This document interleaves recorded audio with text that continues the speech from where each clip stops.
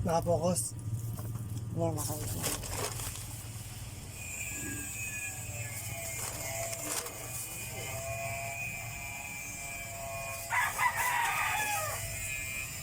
Sabi ko, kung gidali mo nga natin ng lupa sa lote, tapos punuin yung mga doon. Pagdating ko yun, nakalitaw pa rin yung mga ugat nung nilipat ko.